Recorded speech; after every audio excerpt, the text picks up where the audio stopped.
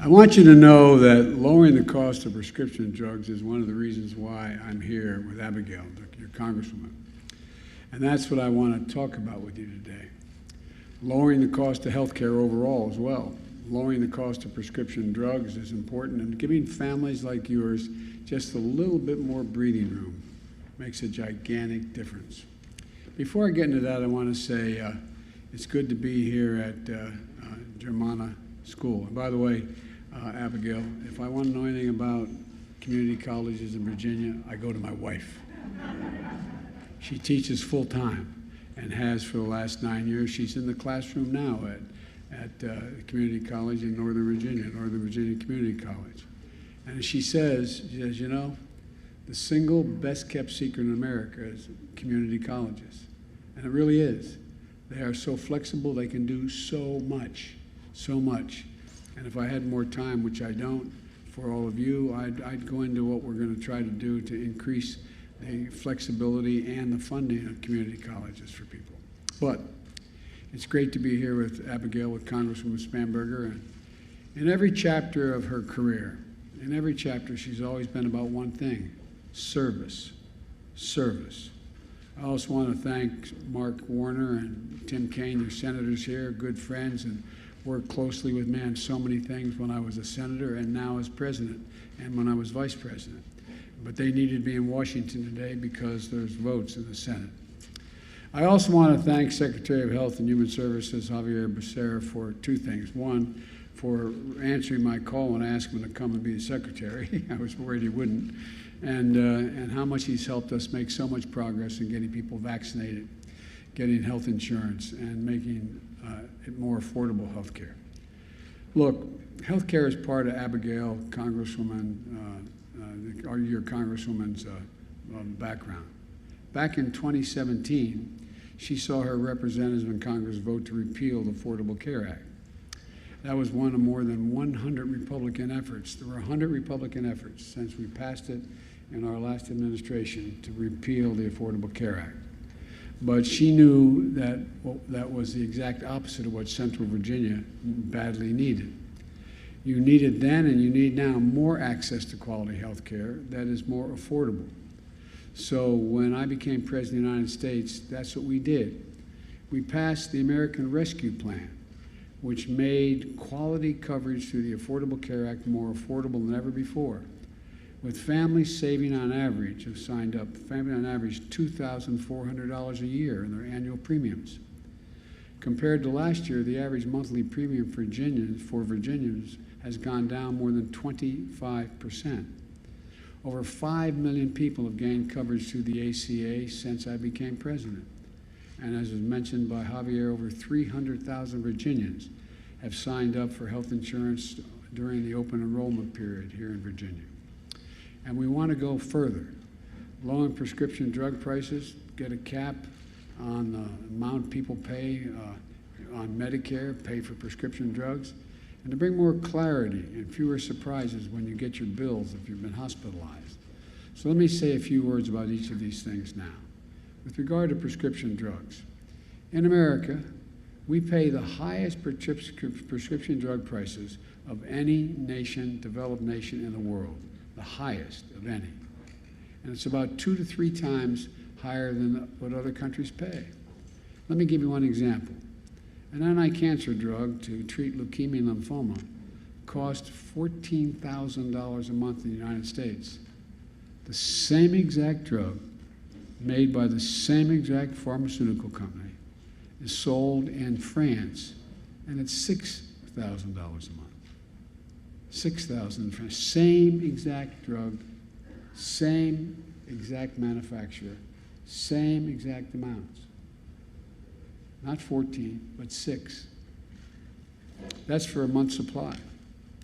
Today, 1 in 4 Americans who need prescription drugs struggle to afford them. 1 in 4. Nearly 30% have skipped doses of essential drugs they're supposed to take. Others have simply not filled prescriptions that the doctor had given them, tried to use over-the-counter drugs or pills cut in half because they can't afford the cost of their prescription. This is the United States of America, for God's sake. That's just wrong. It's simply wrong, especially since it doesn't cost the drug companies nearly as much to make the drug or the research that went into them. Let me regress for just a moment here. I started when in the Obama-Biden administration an effort to deal with the cancer moonshot, to change the way in which we deal with cancer. And I'm reinstituting that in my administration now. And it was interesting. We had these hearings all over the United States, and one of the major events we used at Howard University, where there were 35 other events going on simultaneously with this. I subsequently met with the heads of, I think it was 13 drug companies. And I asked them, I said, if you found a cure for a particular cancer, how much you think you should be able to charge? And the response universally was, what the market will bear. I said, hope I don't get elected president, because that's just not what you'll get. You should be treated more like a utility. You should be able to make a significant progress. Let's add up how much, and like they do in Germany, how much did it cost you, all the research and development, all the effort, add it all up, and then on top of that, add a significant premium for it, a profit of 20 to 30% above that, maybe in some cases more. But the idea you can charge whatever you want, it's just not going to happen in the United States of America if I have anything to do with it. Even if you think this doesn't affect you, it does, by the way. Everyone has less money in their pockets today because of high drug cost and health insurance. And it's more expensive for everyone. And the reason it is this is what your insurance companies pay. All you have insurance. You're paying a heck of a lot more even if you're not using the drugs. Over the past decade, healthcare costs have gone up 50%. Prescription drugs are a big chunk of that. And there's a lot of things that almost every American can agree on. But I think it's safe to say that all of us, whatever our background, our age, where we live, whether we agree on prescription drugs, look, we all acknowledge they're outrageously expensive. And in many cases, bearing no relationship to cost. Doesn't need to be that way. Josh and Shannon, it costs drug companies less than $10 to make a vial of that insulin, less than $10. That's what it costs. There's no reason you should be paying over $300 a vial for medicine you need every day to stay healthy and in many cases stay alive. As your mom said, you've got to pay $5,600 for prescriptions before your insurance even kicks in. You got to do the deductible. Shannon, you should have peace of mind of knowing that Joshua grows up and leaves your health care plan. He'll be able to choose a job without ever having to make a choice between which one has the particular health care coverage. You know, we're now in a position where we can cap copays for insulin at $35 a month. And still a staggering profit, 3.5 times what it costs to produce the drug. You can do that with the stroke of we can do that with a stroke of a pen. In my Build Back Better legislation that with Abigail's leadership passed the House of Representatives, we can do that. Now we just have to get it through the United States Senate. And we're close. We can do even more to lower out-of-pocket prescription costs. Under my proposal, we will hold drug companies accountable for the absurd price increases. Here's how. Drug companies that increase their prices faster than the rate of inflation once the price is set will face a steep tax. This will help us end the days when drug companies could increase their prices with no oversight, no accountability, and no responsibility. We're saying to drug companies, you are finally going to become accountable when you raise prices on the American people. Accountability. You're still going to make a significant profit. And we can take additional steps to lower drug costs for people with Medicare, something Abigail has championed. Right now, the only thing Medicare is not allowed to negotiate the price of are prescription drugs. For everything else covered by Medicare. A doctor's visit, they negotiate, say, we'll pay no more than this much for a doctor's visit. So if the doctors don't want to take any Medicare patients, they don't have to. But if they have a Medicare patient, which there are millions of them, they cannot charge more than a certain amount. Crutches. We limit the amount of money they can pay for crutches. But Medicare can negotiate everything except drug prices. The only outfit they can't deal with. My plan is going to allow Medicare to negotiate the prices they're prepared to pay for each individual drug. If the company says I'm not going to sell it to you for that price, fine. But they're going to lose millions of customers. Millions of customers. What we're proposing is that we negotiate fair prices, one that reflects the cost of research and development and the need for significant profit, but still is affordable and has some relationship to the cost the drug company had. My plan also caps the amount that seniors on Medicare have to spend on prescription drugs each year total, so that if they're on Medicare, they'll not have to spend out of pocket more than $2,000 a year, no matter how many drugs they're taking. With drug companies, insurance companies, and medicine and Medicare picking up the rest of the cost. And just last month, to bring greater transparency to healthcare costs, my administration outlawed surprise billing. I've had significant experience with hospital care.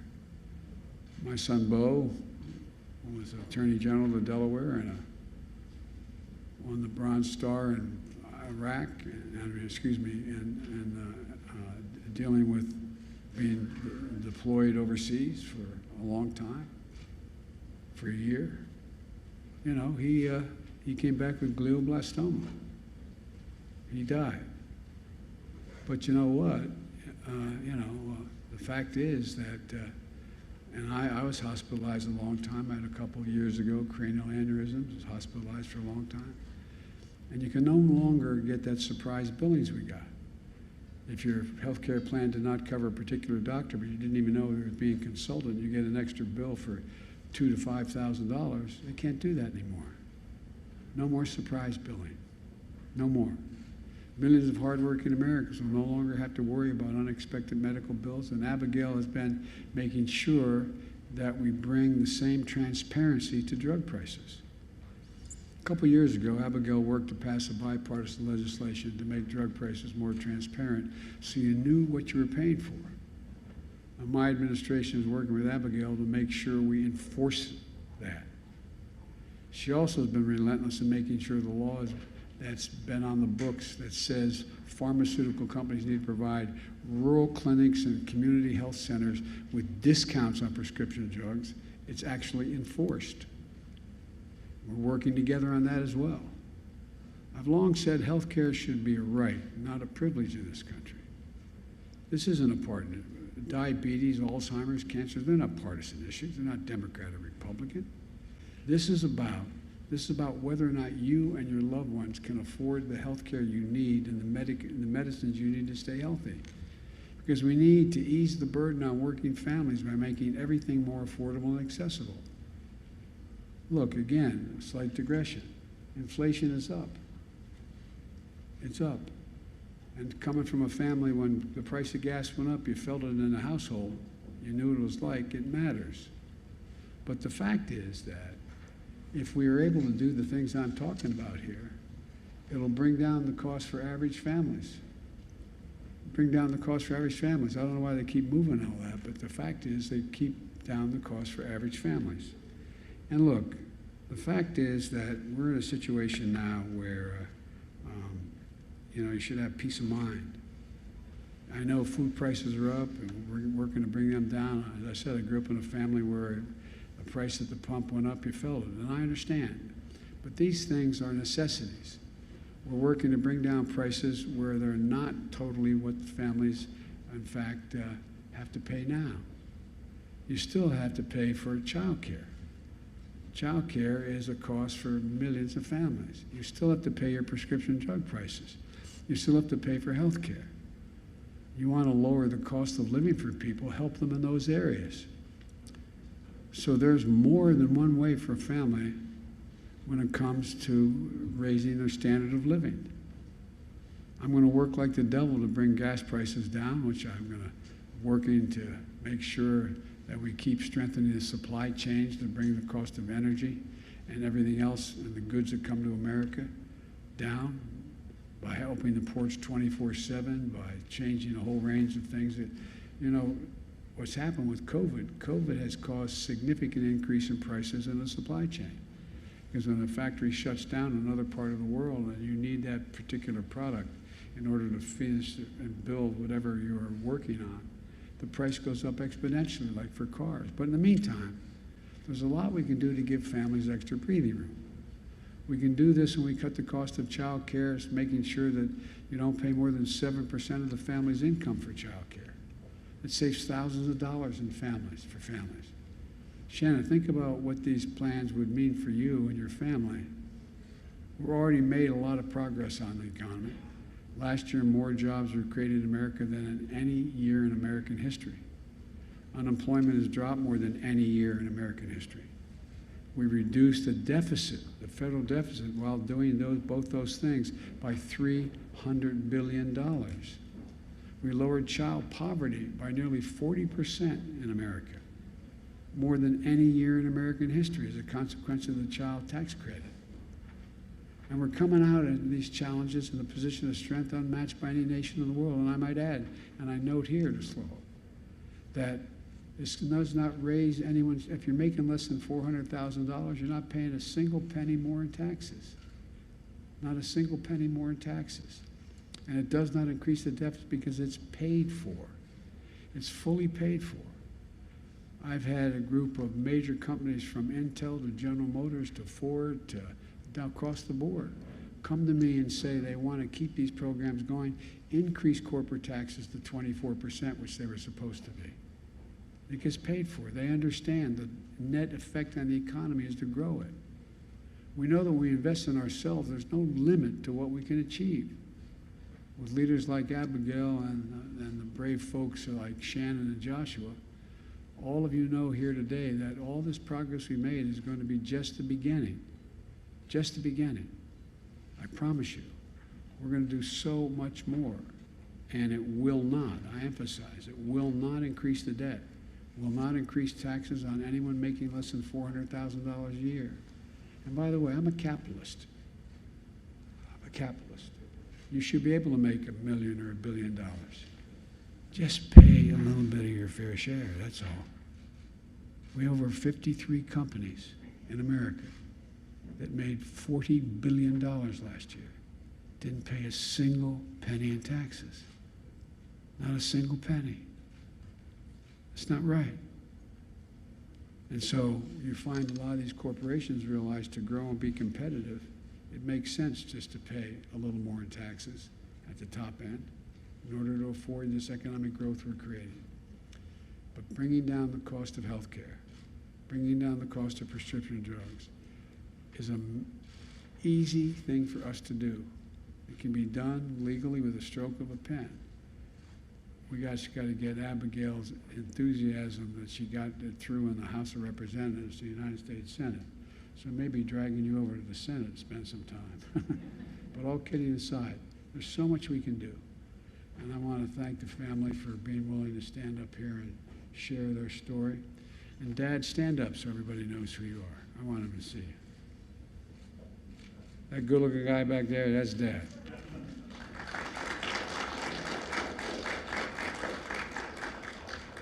Every time I'd walk out of my grandpa's house up in Scranton, Pennsylvania, his name was Ambrose Finnegan. He was an All-American football player out in Santa Clara when he was a kid. And he used to always yell, "Joey, keep the faith." My grandmother would yell back, "No, Joey, spread it. Let's spread the faith and get this done." Thank you very, very much. Appreciate it.